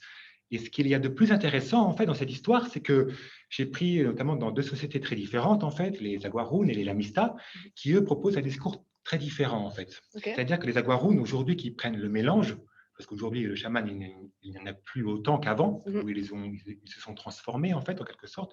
Ils sont devenus ils ont une pratique un peu différente. Donc aujourd'hui, tout à chacun peut prendre le mélange, en fait, à condition de faire quelques rituels, notamment à la fin, pour voir le futur. Donc les Aguarun disent, ils prennent l'ayahuasca pour se voir eux-mêmes, en fait, dans un éventuel futur, pour voir ce qu'ils vont faire, comment va être leur famille, si tout va bien se passer, ce genre de choses. Si un malheur va arriver, pour pouvoir changer les choses pour que ce malheur n'arrive pas. Alors que chez la Mista, le discours est un peu différent. C'est-à-dire qu'eux racontent qu'ils prennent l'ayahuasca pour aller à la rencontre des esprits des plantes, en fait. C'est-à-dire que les plantes se manifestent, c'est-à-dire que vous évoquez les serpents deviennent des arbres, les arbres deviennent des humains ou des personnes, donc, si vous voulez, et on peut interagir avec ces personnes-là, c'est-à-dire qu'on peut mettre en place un dialogue de personne à personne, un dialogue interpersonnel en quelque sorte. Eh bien, figurez-vous que chez les Aguaruns, je me vois moi, c'est-à-dire que je me vois dans un paysage très jaune, en fait, je me vois monter dans un bateau, descendre le fleuve, monter dans un avion, voyager ici, je vois ma fille, je vois beaucoup de choses comme ça, mais de mon quotidien, en fait, qui se sont pas réalisées, peu importe ici. Alors que chez les Lamistas, eh bien, effectivement, je vois ces fameux serpents. Les Aguaruns disent que les serpents, c'est inutile. Donc, ils les voient aussi, mais ils disent que ce n'est pas important, en fait. D'accord. C'est autre chose, c'est pas important. C'est le début, c'est de côté. Alors que, voilà. Et la Mista, ils disent que j'ai vu les serpents devenir des arbres, puis j'ai vu les plantes devenir des personnes, et puis je les entendais me parler. Et c'est quelque chose de totalement différent, en fait. Alors qu'on parle de la même substance. C'est la même substance, dans deux cultures différentes, moi qui suis français, en fait. Et donc, l'impact culturel de ces sociétés, bon, il est vrai que je vivais chez eux depuis longtemps, en fait, à chaque fois. Donc, je me suis imprégné en tant qu'ethnologue de leur mode de vie. Je participe aux travaux agricoles, je participe aux parties de chasse, aux jeux, aux beuveries aussi. Je joue avec les enfants dans les rivières. Donc, il y a beaucoup de choses comme ça qui fait que je me suis imprégné, en fait. Je parlais un peu leur langue aussi. Donc, il y a tout ça qui fait que on commence à rêver dans les langues-là. Et puis, l'expérience psychotrope correspond en fait aussi à ce que me disait ce qu'elle allait être. D'accord. On a eu une autre question dans le chat de Muriel qui dit « Bonjour et merci pour cette conférence. Selon vous, quand on voit qu'il existe des camps d'ayahuasca pour bobos, peut-on encore parler de chamanisme traditionnel / authentique? Est-ce qu'il ne s'agit pas plutôt de dérivés néo-chamaniques motivés par des biens financiers? Comment différencier les deux ?» De nouveau, cette question rejoint celle que j'avais énoncée précédemment et rejoint une question qu'on va aborder, je propose directement maintenant, parce qu'elle a l'air d'intéresser les gens. Et Mathias lève la main. Donc Mathias, on t'écoute, tu peux poser ta question. Ok, désolé, je prends beaucoup la parole. Non, pas de souci. Une question d'ordre méthodologique. Je connaissais pas du tout cette langue ni ce groupe culturel. Comment, je sais pas s'il y a des lexiques ou comment vous avez appris la langue. Comment est-ce qu'on peut entrer en lien avec une culture comme ça? Et combien de temps vous êtes resté aussi dans ces deux cultures, dans ces deux groupes culturels que vous avez mentionnés? Et aussi d'ordre méthodologique, c'est quand vous prenez une substance, comment est-ce que vous pouvez répertorier finalement? Comment vraiment ne pas être resté entre guillemets académique, ou est-ce que le monde académique permet justement cette espèce de fluctuation de l'approche rationnelle entre guillemets? Est-ce que vous allez vous baser sur des souvenirs après coup? Est-ce que vous allez écrire sur le moment? Comment ça se passe? Oui, alors par rapport à la méthodologie, en fait, il y a effectivement, dans le milieu académique, il y a deux positions presque antagonistes, en fait. Il y a ceux qui vous diront on ne doit surtout pas prendre ces plantes-là parce que ça va biaiser en fait, notre regard en fait, sur ces sociétés, et ça va produire un discours qui ne sera pas objectif ou qui ne sera plus objectif en fait. Et d'autres chercheurs vous diront qu'au contraire, en fait, on doit pouvoir entrer presque totalement, je dis presque parce qu'on doit toujours garder un pied dans notre société, en fait, du côté de notre statut d'ethnologue, en fait, pour ne pas basculer entièrement, pour ne pas devenir autre, en fait, dans ce cas-là, également. Alors, effectivement, oui, il y a des discours très antagonistes, en fait, où on ne se parle pas, en fait, en quelque sorte, si vous voulez. Après, il y a d'autres chercheurs, d'autres ethnologues qui montrent bien, en fait, que l'ethnologie n'est pas une science. C'est plutôt, ça relève plutôt du registre du récit, en fait. C'est-à-dire qu'un ethnologue vous racontera quelque chose d'une société, puis un autre ethnologue qui viendra un an après pourra raconter quelque chose de très différent, en fait. Parce que l'interaction avec les personnes ne sera pas la même, en fait. Donc là, c'est quelque chose d'assez particulier, en fait. Alors, c'est un choix méthodologique que j'ai fait, en fait, de prendre ces substances, en fait. Alors, je ne suis pas non plus… quand je dis je prends, je n'ai pas pris des centaines de fois, même pas des dizaines de fois. Donc, bien comprendre, hein, je veux dire, je ne suis pas non plus… adepte de ce travail-là, quoi. Mais voilà, quoi. Je pense que c'était nécessaire à un moment donné dans ma démarche ethnologique, en fait, d'accéder à ces expériences-là, en fait, pour comprendre ces sociétés-là. D'accord. Voilà. Alors après, par rapport à la langue, en fait, donc aujourd'hui, l'école est obligatoire depuis les années 50, en fait, donc tous les jeunes parlent espagnol, moins les anciens. Donc au début, on commence toujours par l'espagnol, en fait, ou bien l'anglais si on est en Amérique du Nord, en fait. Et puis, en fait, c'est petit à petit, c'est localement qu'on va apprendre, en fait. Donc, il existe des dictionnaires, en fait. Hein, donc, on l'a sur soi. Et puis, on apprend comme ça, en fait, dans le quotidien, en fait. Donc, c'est-à-dire que je parle un espagnol très oral, très péruvien. Oui. Donc, si vous me demandez d'écrire en espagnol, ben, ça me demande un effort parce que j'ai pas suivi des cours d'espagnol. La Guarune, c'est pareil. Ben, après, vous avez des cours, le quechua, par exemple. Si vous pouvez apprendre le quechua à Paris, il y a des cours de quechua à Paris. Donc, avant de partir, si vous voulez travailler dans les Andes, donc, vous pouvez apprendre le quechua, ce qui est un plus, en fait, parce que ça évitera de longues semaines sans comprendre, en fait, certaines choses, certaines notions, en fait. Et la dernière partie de la question, je crois que c'était la durée. La durée, alors, ça se compte en années, mais pas… C'est-à-dire que mon plus long séjour, c'était un an et 1 mois et demi à peu près, d'affilée, en fait, sans revenir. Et sinon, si je cumule tous mes voyages, en fait, tous mes séjours sur place, je dois être à 4 ans et demi, 5 ans à peu près de séjours cumulés, en fait, dans différentes sociétés. Au Pérou uniquement. Hein. D'accord, oui, cumulés. Donc, mon plus bref séjour, c'est 15 jours généralement, et puis le plus long, comme je vous l'ai dit. 1 an et 1 mois et demi. Oui. Alors, du coup, comment vous répertoriez les informations? Est-ce que vous avez un carnet sur place pendant l'expérience ou est-ce que ce sera après coup? Et aussi, par exemple, des rituels. Là, vous avez parlé du rituel d'un chaman qui va initier un chaman en devenir. Comment vous pouvez avoir accès à ces informations? Je pense que c'est des rituels très secrets et très privés. Comment on peut… Alors, tout dépend en fait des sociétés d'abord. Donc, dans certaines sociétés, effectivement, comme vous le dites, c'est tenu caché en fait, donc on n'y a pas accès. Après, par rapport à l'initiation du chaman, hein, dans d'autres sociétés, par exemple dans les Andes, on peut y avoir accès en fait. Ça dépend bien sûr, ça dépend des personnes. Hein. Donc, j'ai eu accès dans les Andes et j'ai eu accès également chez les Aguarunes, mais donc pas de manière directe, mais de manière indirecte, c'est-à-dire que j'ai côtoyé des apprentis.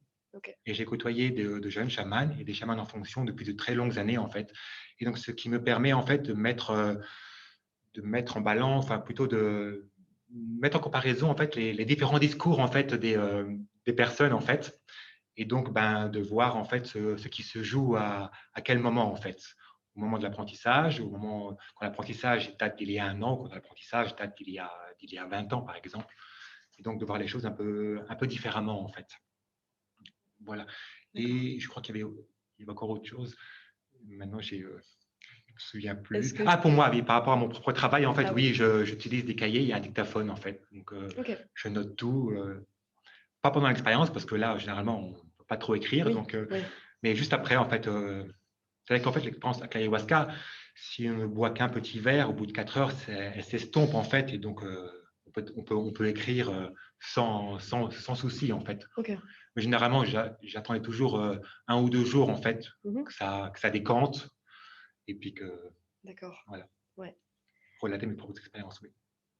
Alors, je propose qu'on passe à la question sur les néo-chamans, oui. Exactement, et il nous en restera juste une seule après cette question-là. Donc, cette question, c'est est-ce que la prise mainstream, donc entre parenthèses, les voyages préparés pour faire une cérémonie d'ayahuasca, par exemple, correspond vraiment à la prise traditionnelle originale? Et sinon, quelles sont les différences majeures? Ça va du coup en lien avec la question de Muriel. Si je la répète rapidement, dit les camps d'ayahuasca pour Bobo, est-ce qu'ils existent? Peut-on encore parler de chamanisme traditionnel? Est-ce qu'il ne s'agit pas plutôt de dérives néo-chamaniques motivées par des biens financiers? Comment les différencier? Finalement, la question de est-ce que les chamans qui participent à ce tourisme chamanique sont-ils encore vus comme authentiques par leur communauté? Est-ce qu'ils perdent leur pouvoir? Donc, ce thème un peu en général. D'accord. Alors, beaucoup de choses à dire. Oui, il y a beaucoup de choses à dire, oui, surtout que la question n'est pas simple. Enfin, la question n'est pas simple et la réponse ne sera pas non plus, en fait. D'abord, par rapport au chamanisme traditionnel, authentique, ce sont des termes que je n'utilise pas, D'accord. ou du moins j'essaie de ne pas les utiliser, car le chamanisme, par définition, est quelque chose de très dynamique. Il serait faux de croire, de penser que les sociétés amazoniennes étaient des sociétés fermées, donc qui n'avaient aucun contact avec, avec d'autres sociétés donc amazoniennes, voire des sociétés des Andes, des sociétés des hautes terres en fait. Et donc les chamanismes, le chaman est par définition un grand voyageur en fait. C'est une personne qui est peut-être la mieux à même dans sa société d'introduire des nouveautés, des innovations, des choses oui, nouvelles en fait, en quelque sorte. Et donc, les chamanismes ont toujours changé en fait, se sont toujours transformés en fait, se sont toujours transformés en fonction des personnes qui le pratiquaient, en fonction des voyages de ces personnes-là, en fonction des rencontres. Et si vous allez à Neuchâtel, aujourd'hui, il y a une exposition sur les plantes médicinales. D'accord. J'ai fait un petit panneau sur l'Amazonie, en fait, et j'y montre de quelle manière, en fait, non seulement les personnes circulaient entre les basses et les hautes terres, entre les différentes sociétés des basses terres, par exemple, mais les plantes aussi circulaient, c'est-à-dire que les personnes les emmenaient avec elles. Okay. Elles emmenaient également les savoirs et les noms donnés à ces plantes-là. Où ça, à Neuchâtel, juste? Oui, au jardin botanique. Ah, d'accord, oui. Pas très loin. Ouais. Et par exemple, aujourd'hui au Pérou, on a un nom, et ce nom-là, selon la société, désignera telle plante. Alors, dans une autre société, ça va désigner telle autre plante, en fait. Donc, c'est bien le nom qui a circulé, et pas la plante. Donc, il y a bien circulation, en fait. Et donc, les chamanismes ont toujours évolué en fonction de ces circulations, de ces multiples circulations, en fait. Le chamanisme n'est pas figé, comme ces sociétés d'ailleurs. Elles ne sont pas figées non plus. Alors après, par rapport à ces fameux néo-chamans, alors dans la société Aguarún, mais aussi dans les Andes, dans la société de l'Quechua, en fait, dans les Andes, en fait, eh bien, le chamanisme évolue depuis ces dernières années, depuis 10 ou 20 ans, en fait, de manière considérable, en fait, du fait de la présence, en fait, d'Européens, de Nord-Américains, en fait, et puis de l'argent qu'ils amènent avec eux, en fait. C'est-à-dire qu'il y a 20 ans, quand j'ai commencé mes terrains, en fait, je pouvais prendre, par exemple, l'ayahuasca, parce que c'est le thème, en fait, dans une ville comme Tarapoto, en fait, ça me coûtait 100 soles, c'est-à-dire même pas, alors, combien ça fait en francs suisses d'aujourd'hui, ça doit faire peut-être 10 francs suisses, 15 francs suisses, vous voyez, c'était rien, en fait. Je le prenais dans une maison, en fait, il y avait des va-et-vient, les enfants couraient partout, c'était quelque chose, c'était un cadre assez particulier, en fait. Aujourd'hui, la session d'ayahuasca coûte peut-être plus cher, en fait. On est à quel prix environ? Alors, ça dépend, ça peut être $150, ça peut être $1000 la semaine, enfin, tout dépend du centre dans lequel vous allez. Plus le chaman ou la personne qui se dit chaman, en fait, est reconnu sur la toile, est reconnu mondialement, en fait, il est un chaman internationalisé, en fait, plus le centre est bien construit, plus il y a des belles planches au sol, polies, peintes, enfin, ou lasurées, des moustiquaires sur les fenêtres, enfin, des douches personnelles dans les cabanons, enfin, ce genre de choses, plus le tarif sera élevé, bien sûr. D'accord. Aujourd'hui, il y a même des piscines dans certains centres, donc pourquoi pas. Hein. D'accord. Et mais tout ça, peu importe en fait. Pour moi, ce qui est important en fait, c'est l'apprentissage de la personne, de celui qui se dit chaman ou qui est reconnu comme tel en fait par ses visiteurs, que ce soit des membres de sa société en fait, ou bien des Péruviens, des nationaux en fait, ou bien des Occidentaux pour faire court. Donc, tout dépend de sa formation. Quand on sait que par le passé, par exemple, un chaman partait 6 mois, 1 an, 3 ans en forêt pour apprendre le métier en quelque sorte, en fait, et qu'aujourd'hui, beaucoup de gens se disent chaman après 15 jours de stage, en quelque sorte, je veux dire qu'il y a un décalage qui est important, en fait. Comment, en fait, on arrive à maîtriser des plantes, à maîtriser une expérience produite par ces plantes-là, comment on est capable de maîtriser une expérience traumatisante chez la personne qui ingère ces plantes-là quand on fait 15 jours de stage, vous voyez. Donc, c'est là où il y a un souci. Et donc, effectivement, oui, des centres, il y en a de plus en plus au Pérou qui attirent énormément de monde. L'argent circule énormément, en fait. Ouais. Si bien qu'aujourd'hui, vous sortez de l'aéroport de Lima, vous pouvez voir un panneau ayahuasca, par Ah, exemple. d'accord. Ça arrive, Ok. je l'ai vu une fois, mais quand même, c'est particulier. Ouais. On est quand même à Lima, on est quand même à 2 heures de vol, enfin, un peu plus qu'une heure de vol de la forêt amazonienne. Donc, Oui, oui. voilà, donc c'est des choses qui doivent interroger, en fait. Et si j'avais un conseil par rapport à tout ça, en fait, bah, ce serait de faire très attention, en fait. Par exemple, si je reviens à mon expérience personnelle, en fait, je ne bois l'ayahuasca je ne bois que celle que j'ai vue préparée, en fait. Ok. C'est-à-dire que je bois avec des personnes de confiance, encore une fois, qui sont préparées devant moi. C'est-à-dire que je vais avec eux en forêt ramasser les plantes, collecter les plantes, et on prépare ensemble, en fait, en quelque sorte. D'accord. Et donc, je sais ce que j'ingère. C'est-à-dire qu'aujourd'hui, dans ces fameux mélanges d'ayahuasca, si vous connaissez un petit peu, c'est un mélange brun, en fait, assez épais, en fait, dans lequel peut rentrer toutes sortes de plantes, en fait.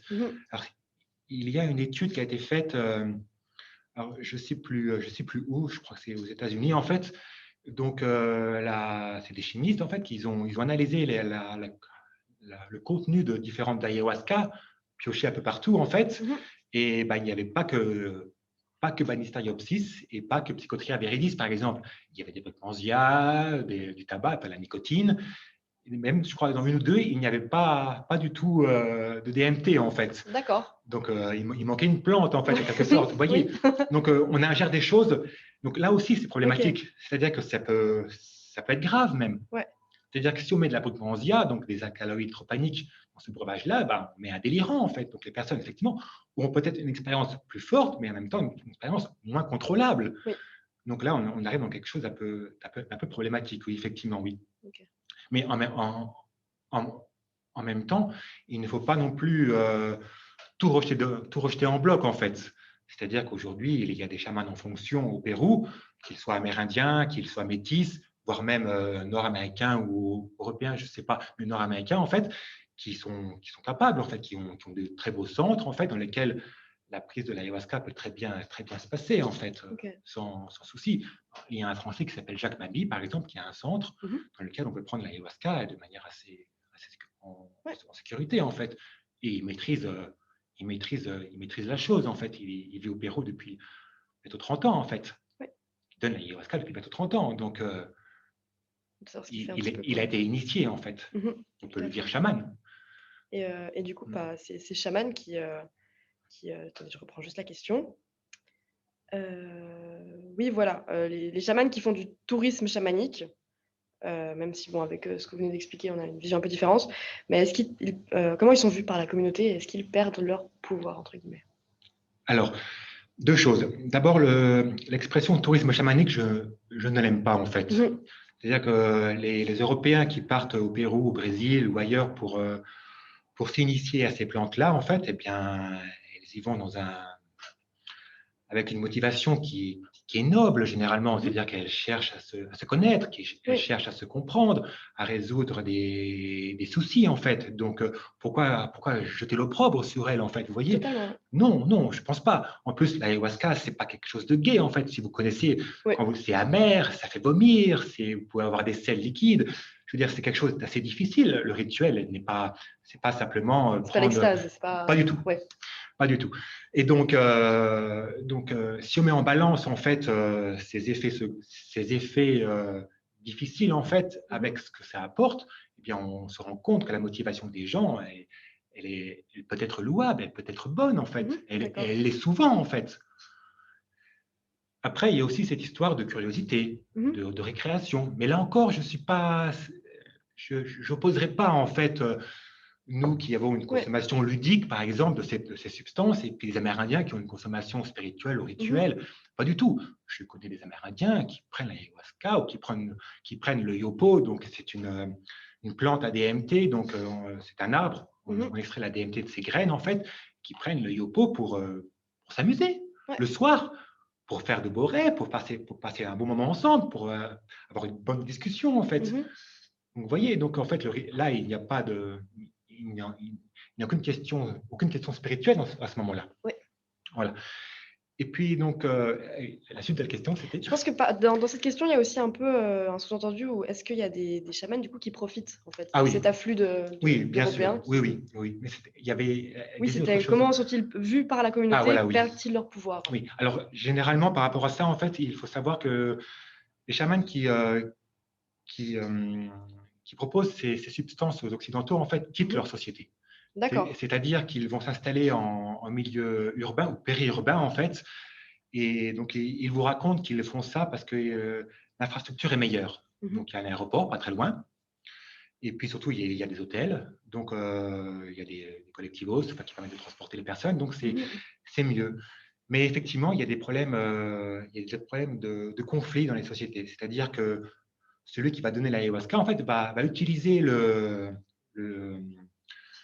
savoir de la société pour s'enrichir personnellement. Et donc, s'il n'y a pas de redistribution au niveau collectif, en fait, c'est là où les tensions vont apparaître en fait, entre le chaman et les autres membres de la société. En fait, et donc, le chaman va se sentir l'obligation en fait, de s'expatrier en fait, dans un autre lieu. En fait. Mais encore une fois, c'est-à-dire qu'on parle beaucoup de chamans locaux, de centres thérapeutiques, de centres spirituels au Pérou, au Brésil. Ce sont surtout ces deux pays-là, l'Équateur un petit peu aussi. Mais la plupart de ces centres sont tenus par des Occidentaux, en fait. C'est-à-dire que c'est eux qui ont l'argent pour acheter un terrain, construire une maloca, construire des cabanons, enfin, ce genre de choses. Donc, il faut de l'argent. Donc, ces centres sont tenus par des Européens ou des Nord-Américains, enfin surtout Nord-Américains, qui se disent chamans eux-mêmes, ou bien qui ont leur chaman. Donc, qui peut être amérindien ou métis, qu'ils vont rémunérer en fait, pour leurs prestations en fait, dans le centre. En fait. D'accord. Voilà. D'accord. Ok, alors si… Ah oui, nous avons une question de Lucas, qui est avec nous pour l'assistance technique juste en face.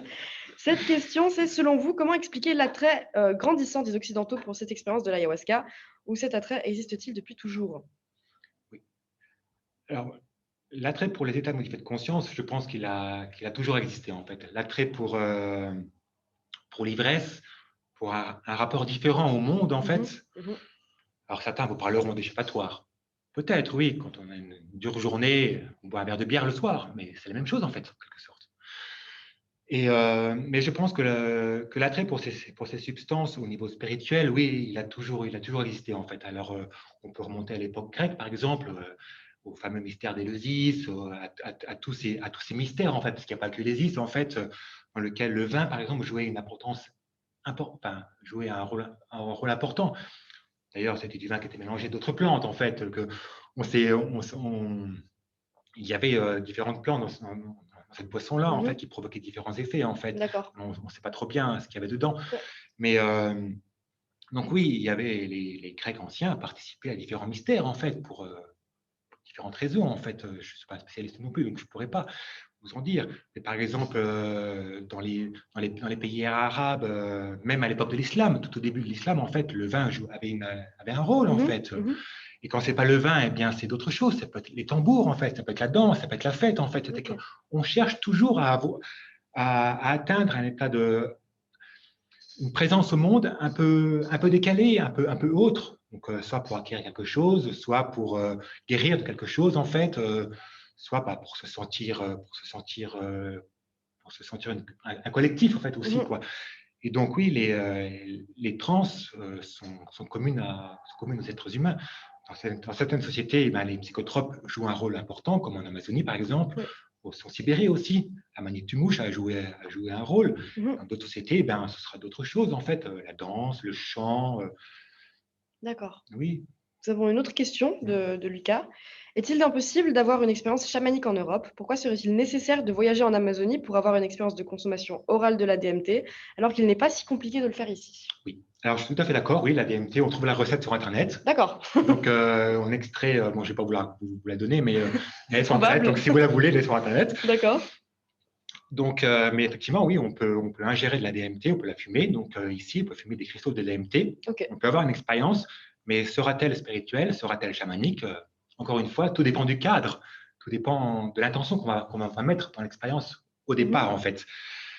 Alors, une expérience chamanique chez nous, Alors, je vous en raconter une des miennes, en fait. Hein. Mhm. Alors, je ne suis pas chaman, hein, pas du tout. Hein, faut bien, je suis technologue, je suis très rationnel, très fermé, comme il dit ici. J'ai un ami à Guaroum, qui est décédé depuis, un Touaratin, un vieux chaman, en fait, il aimait bien me frotter le haut du crâne en disant ah, c'est très fermé ici. Beaucoup de discothèques, Sébastien, beaucoup de discothèques. D'accord. Alors, je lui disais non, pas trop, mais je ne peux pas croire que je suis fermé. J'avais pas ces expériences à lui, en tout cas. Ouais. Mes expériences à moi n'étaient pas aussi belles que les siennes, en fait. Mhm. Effectivement, oui. Mais à l'époque de mon mémoire de DEA, en fait, j'ai côtoyé une femme qui vivait dans le sud de la France, qui se disait chamane, en fait, et j'ai participé à différents rituels avec elle, en fait, dans le cadre de ce DEA, c'est le master, en fait, aujourd'hui. Okay. Et notamment dans un rituel, en fait, on s'est mis on a plongé nos mains dans un petit ruisseau, on a sorti la vase, en fait, et on s'est couvert le visage, en fait. Bon, c'était à la fin de la journée, on avait préparé ce travail-là, en fait, à travers différentes choses, en fait. Et je suis devenu animal, en quelque sorte. C'est-à-dire que je me suis mis à quatre pattes. J'ai perdu ma conscience humaine, en fait. Et j'ai commencé à penser le monde qui m'environnait. Donc, ça n'allait pas très loin, hein, ça n'allait même pas à 1 mètre de moi, en fait. Oui. En tant qu'animal, à chercher ma nourriture, en fait, et à marcher à quatre pattes, à sauter. C'était quel animal, tu savais? Je ne sais pas du tout, non. D'accord. Bon, c'est très vieux, c'est à plus de 20 ans, donc je n'ai pas souvenir. Il faudrait que j'ai dû le noter dans mes cahiers. Il faudrait que je me replonge dans mes cahiers. Ouais, c'est super intéressant. Ouais. Mais en fait, à un moment donné, je me suis même trouvé dans une fourmilière, à ce qui paraît. Ok. Et donc, ils essayaient de m'enlever les fourmis du corps, parce que ça allait me piquer. Ouais. Mais moi je ne sentais rien. J'étais animal, en fait. L'animal ne sent rien, en fait, à ce niveau-là. Ouais. Donc, je continue mes va-et-vient à chercher ma nourriture dans le sol, en fait. Ouais. Voilà, donc une petite expérience de type chamanique, en fait, qui ne fait pas de moi un chaman, bien sûr. Pas du tout. Mais qui montre bien que c'est possible chez nous, en fait. C'est-à-dire que je côtoie des personnes aujourd'hui dans les nouvelles spiritualités qui vont en forêt, qui vont s'isoler en forêt pour essayer de rencontrer ces intelligences, ces non-humains, en fait, qui vivent autour de nous, en fait, et donc qui peuvent des fois avoir des interactions, en fait, parfois très fortes, en fait, aussi, avec ces êtres-là, en fait. Donc, des dialogues, des échanges, des apparitions. Donc, il suffit on peut interroger. Donc, il y a toute une littérature qui évoque ces expériences-là. On peut interroger les gens aussi. Et des fois, c'est très, très beau, en fait. C'est très profond, en fait. Ouais. Et pour moi, c'est pas moins fort, en fait, que l'expérience d'un chaman au Pérou, en fait. Pas du tout, non. Ouais. Je serais plus critique avec ceux qui donnent l'ayahuasca sans être formés. Oui, là, oui. Oui, totalement. Oui, bien sûr. Oui. D'accord, ok. Nous avons aussi une question de Jivan qui demande « Nous savons que bon nombre de substances psychotropes ont des effets néfastes sur notre cerveau et ses capacités. La consommation chez les jeunes n'affecte-t-elle pas leur développement et dans le cas d'une consommation culturelle étendue à une population, affecter la société ?» Alors là, je pense le cannabis, oui. Substance psychotrope, oui. Oui, si elle est fumée de manière démesurée, enfin s'il est fumé de manière démesurée, oui. Alors que par exemple en Inde, dans une secte shivaïte, par exemple, le cannabis est utilisé pour aller à la rencontre de l'Atman, en fait, donc de l'esprit. Donc vous voyez, encore une fois, deux usages différents d'une même substance, en fait, avec des choses totalement différentes, en fait. Donc c'est quelque chose encore qui ne tient pas tant à la substance, mais aux usages qu'on en fait, en fait, je dirais.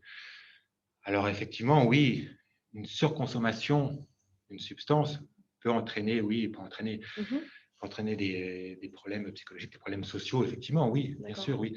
Mais de là à dire que dans ces sociétés-là, en fait, il y a des soucis liés à ça, je ne crois pas, parce qu'il y a un contrôle, en fait. C'est-à-dire que la personne, quand elle leur a appris la Pokémon, par exemple, ou le tabac pour rencontrer un routap, une fois qu'elle a rencontré un routap, elle ne va plus le reprendre, en fait. Elle leur a appris 2-3 fois, puis c'est fini.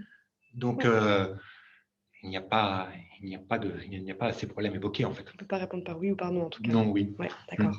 On a aussi une question de Nina. Mais après, effectivement, oui, dans certains hôpitaux, dans le travail, dans la clinique, en fait, on trouve des gens, oui, qui ont des soucis liés à la surconsommation d'une substance. Mais l'alcool, c'est la même chose, en fait. Bien sûr. La surconsommation d'alcool crée des problèmes graves. Oui, la liste est longue, c'est clair. Oui. Ouais, d'accord. Donc déjà, merci beaucoup pour toutes vos questions. C'est super sympa. Par contre, juste une petite précision. Oui. L'ayahuasca, quand même, l'ayahuasca n'est pas l'alcool. L'ayahuasca ne provoque aucune addiction.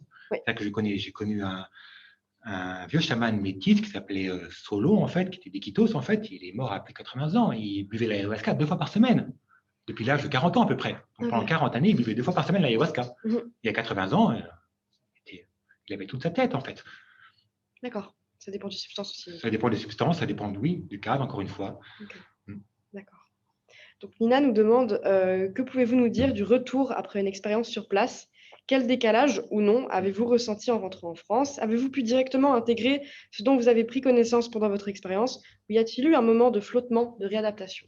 Alors oui, par rapport à ces voyages d'Européens ou d'autres au Pérou, en fait, là, un autre problème en fait que je peux soulever en fait, c'est cette idée en fait qu'on part une semaine, 15 jours en fait, et en 15 jours on va boire 3 fois l'ayahuasca et puis on va rentrer. C'est-à-dire qu'on va se retrouver seul chez soi en fait, sans le chaman, qu'il soit bon ou pas bon en fait, peu importe là. Parce que justement, Nina complète en disant « Et que dire du suivi psychologique chamanique une fois de retour, en Suisse, en France ou ailleurs, puisque les spécialistes ne sont en principe pas formés pour gérer ce genre d'expérience ?» Oui, tout à fait, parce que c'est exactement ça en fait. C'est-à-dire que la personne, quand elle va revenir ici en France ou en Suisse, en fait, elle va se retrouver souvent très seule en fait.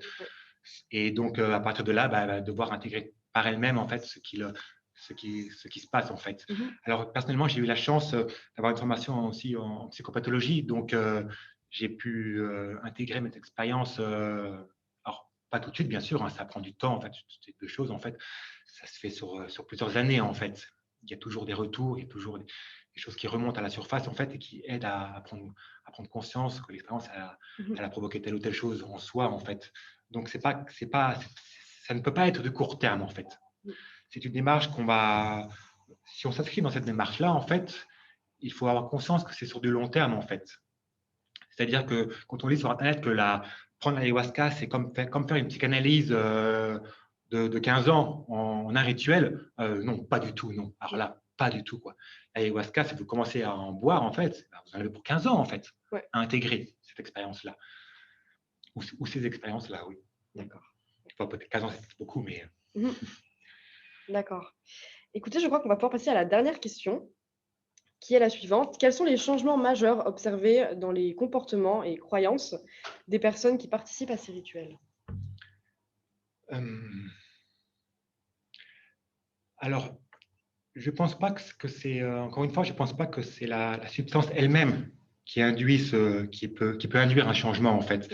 C'est vraiment, c'est un ensemble, en fait. C'est le cadre, c'est l'intention qu'on va mettre dans l'expérience, c'est la suite des expériences, en fait, c'est le travail que l'on va faire avec un chaman ou un psychothérapeute chez nous en Europe, formé à ces substances, par exemple. Donc, c'est vraiment du long terme, en fait. Mais peut-être que l'une des... alors, je ne dirais pas que l'une est la cause de l'autre, mais je dirais que c'est concomitant, en fait. C'est-à-dire qu'il y a un changement de paradigme assez prononcé chez les personnes qui côtoient ces plantes-là, qui côtoient ces substances, mais c'est un changement de paradigme qu'on trouve également dans nos sociétés en dehors de ces plantes-là, en fait. C'est-à-dire, c'est une prise de conscience que l'être humain n'est pas la seule intelligence sur Terre, en fait. C'est-à-dire qu'il y a d'autres intelligences, en fait, animales, végétales, voire autres encore, et qu'il faut les prendre en compte, en fait, dans notre quotidien, dans notre vie, en fait, pour ne pas leur nuire et pour ne pas nous nuire après à nous en retour, en fait. Pour revenir à l'ethnologie, en fait, Philippe Descola a écrit une somme en fait fort intéressante sur ces fameuses 4 ontologies, pour faire court en fait, de quelle manière en fait la relation au monde est faite selon les sociétés en fait, et donc selon la nôtre en fait, on aurait une ontologie de type naturaliste en fait, c'est-à-dire qu'on partage le monde entre nous, les êtres humains, et puis les autres existants en fait. Et le reste. Voilà, oui, qu'on peut utiliser, qu'on peut détruire, qu'on peut. Vous voyez ce qu'on fait à la nature aujourd'hui, en fait. C'est catastrophique, en fait. Je ne parle pas de changement climatique, mais il suffit d'aller en forêt pour voir de quelle manière celles-ci sont, entre guillemets, gérées par nos instances, en fait, par nos communes, en fait. C'est quelque chose qui ne va pas là-dedans. Et bien, chez les personnes, en fait, qui ont recours à ces substances-là, mais aussi dans la société, d'une manière, ça commence à être. À apparaître, à soudre en fait dans nos sociétés, en fait, eh bien, il y a une prise de conscience par rapport à ça, en fait, qu'on n'est pas les seuls et qu'il serait peut-être temps de changer notre manière d'être, notre mode d'être, de penser et d'agir, en fait, dans dans le monde. Et donc, je pense que le plus grand changement de ces plantes, de ces substances, en fait, c'est qu'il y a une prise de conscience qui est plus forte, en fait. Et je reviens encore à ces fameux noms qu'on leur donne quand on appelle madre ayahuasca, mère ayahuasca, ou plante enseignante, en fait. Eh bien, quelque chose bien où la subjectivité, en fait, elle passe de nous à elle, en fait. La plante, elle nous enseigne, en fait. Donc là, on prend une posture d'apprenti, en fait. On n'est pas celui qui sait et qui détruit. Donc, on opte pour une vision un peu du monde plus humble, plus respectueuse. Oui, d'accord. C'est ça, oui. L'humilité, c'est très bien, oui. Ouais, merci. d'accord. Merci, Yasmine. Écoutez, avec toutes ces questions, on est gentiment au bout. Donc, on va allouer un petit peu de temps pour des questions maintenant. Pas très longtemps parce que je vous avoue qu'on a la salle jusqu'à 20h. Après, on doit la rendre. Mais on peut donner 10-15 minutes si jamais des gens ont envie de poser des questions qui se réfèrent au sujet qu'on a évoqué précédemment ou bien un thème aussi un peu différent, mais toujours en lien avec notre sujet. Donc, je ne sais pas si des gens ont des questions. Si jamais vous avez une question, vous pouvez juste activer votre micro et directement prendre la parole. Donc, voilà. Ou peut-être il n'y a pas de question. Ah bon, bah, Elena a une question. Elena, notre assistante technique, tout là-bas. Je ne sais pas si vous m'entendez par contre. Parle un peu fort et puis ça devrait aller. On a posé la question avant de l'attrait grandissant pour les expériences. Enfin, finalement, on s'est dit que ce n'était pas si grandissant que ça, parce que ça a toujours existé. Mais du coup, il y a quand même beaucoup de nouveaux centres qui se créent par là-bas. Et puis, du coup, quand même savoir pourquoi est-ce que c'est maintenant que ces centres se créent, ou est-ce que ces centres ont déjà toujours existé. Parce que c'est vrai qu'on a plus l'habitude d'entendre parler de ça maintenant qu'avant. Alors, par rapport à notre société, en fait, ça a commencé, en fait, on va dire, pour donner un début, ça a commencé au début du XXe siècle, en fait, parmi les artistes, en fait, avec l'opium, puis d'autres substances. En fait, il y a eu une recherche, en fait, de substances au niveau artistique, en fait, au niveau créatif, en fait. Et puis, il y a eu un changement de paradigme assez important, en fait, par rapport au chamanisme, en fait. C'est-à-dire que le chamanisme, l'étude du chamanisme à l'Occident, le chaman était d'abord un charlatan, c'est-à-dire que c'était un concurrent du missionnaire, donc il fallait le combattre. Puis c'est devenu, à l'époque des Lumières, un charlatan qui trompe les gens, en fait. Puis au tournant du XXe siècle, avec la naissance de la psychopathologie, en fait, eh bien, il est devenu un fou. Je fais bref, en fait. Hein. Bien sûr. Et puis, dans les années 1950, en fait, il y a eu un changement de paradigme. En fait, il y a eu le livre de Mircea Eliade sur le chamanisme. Et puis, il y a eu les premières expériences de Nord-Américains, en fait, avec des substances. Mais donc, on quittait l'Asie, on allait vers les Amériques, en fait. C'est la découverte des champignons à psilocybine, par exemple, donc au Mexique. C'est la découverte de l'ayahuasca, en fait. Il y a des auteurs célèbres américains, je ne vais pas vous les donner, mais vous les connaissez certainement, qui ont essayé l'ayahuasca. Donc, il y a eu c'est l'époque du LSD aussi, la découverte du LSD par Hoffman. Il y a eu tout un mouvement à ce moment-là, jusqu'aux les années 70, en fait, jusqu'au moment où il y a eu une cassure, en fait, où l'État américain a dit stop. Stop, prohibition. Votre liberté de penser, là, vous savez où vous la mettez, en quelque sorte. Et donc, on arrête tout ça. Et ça revient que maintenant, en fait. Donc, ce qui semble un attrait aujourd'hui, c'est simplement qu'aujourd'hui, les États sont plus permissifs, en fait. Peut-être pas tous. En France, ce n'est pas le cas, par exemple. En Suisse, par contre, on a la chance, en fait, en Suisse, bien que des études sont menées au niveau scientifique, au niveau clinique, en fait, avec ces substances. Donc, c'est quelque chose, c'est incroyable. C'est pareil en Angleterre, pareil aux États-Unis, en fait. Et donc, voilà peut-être pourquoi il y a un attrait. Après, l'attrait aujourd'hui est peut-être aussi favorisé par le fait qu'on peut aller au Pérou très rapidement, en fait. On prend l'avion, on peut être là-bas, on peut rester une semaine et revenir en France pour son travail, en fait. Donc, en une semaine, on peut essayer quelques substances puis rentrer. Oui, les déplacements sont facilités. Donc, donc il y a différentes choses qui entrent en jeu. Après, comme je l'ai dit tout à l'heure, peut-être qu'il y a aussi cette prise de conscience, en fait, par rapport à notre environnement, qui fait que les gens commencent à chercher autre chose. Il y a ce besoin d'exploration, ce besoin de connaissance, ce besoin de ne plus être agressif, en fait, vis-à-vis du monde dans lequel on vit, en fait. Et donc, les gens cherchent des réponses, cherchent des solutions, en fait. Et donc, ça peut être une solution, d'où le plus grand nombre, enfin, d'où ce sentiment qu'il y a plus de personnes qui cherchent et qui partent. Okay. D'accord. Alors écoutez, si personne d'autre n'a de questions, n'hésitez pas à prendre la parole encore une fois. Mais si jamais, on arrive gentiment au bout. Bon, déjà, merci beaucoup. C'est moi. C'était super intéressant, Merci. vraiment. J'ai appris plein de trucs, enfin, c'était super intéressant. Et là, il y a des merci qui arrivent dans les commentaires aussi. Merci beaucoup, c'est très Merci. intéressant. Merci à tous. Je peux pas les lire depuis là, mais Oui, c'est pas grave. je te les montrerai après. Merci, oui. Et puis, je vais faire juste un petit peu de pub pour le reste du FAD. Donc, vous voyez l'affiche derrière. Bon, vous la voyez pas très bien. Mais alors, en gros, la semaine prochaine, nous allons avoir une vidéo capsule ainsi que 3 podcasts. Cette fois, le thème, ça sera la prise de drogue par les étudiants. Donc, on va un petit peu aborder ce sujet au travers de ces 2 formats. La vidéo devrait sortir lundi soir et puis les podcasts publiés le vendredi, en général à 18h, comme on l'a fait ces 2 dernières semaines. Donc voilà, je vous invite à voir ces deux formats la semaine prochaine et également de regarder ce qu'on a fait la semaine passée et aussi lundi dernier, la vidéo qu'on aura publiée avec Monsieur Serragnoli, très intéressante, sur l'utilisation de substances psychotropes, si je ne m'abuse, sur la prise, pour des utilisations thérapeutiques. Donc voilà, les conférences sont sur YouTube. Encore une fois, si jamais vous voulez tout le matériel qu'on produit, allez sur notre compte Instagram, c'est là qu'on regroupe tout. Donc groupe act.aesprit et sur notre chaîne YouTube groupe act. Donc voilà, je tenais à remercier tout le monde pour leur présence. On était encore une fois très nombreux aujourd'hui, on a atteint jusqu'à 50 personnes, donc ça fait plaisir. Et puis encore une merci à toi. C'est moi. C'était vraiment super intéressant. Et Oui. je pense que c'était Et le cas beaucoup de pour... joie, oui. Oui, Merci, oui. vraiment, beaucoup de partage. C'était Merci. vraiment cool.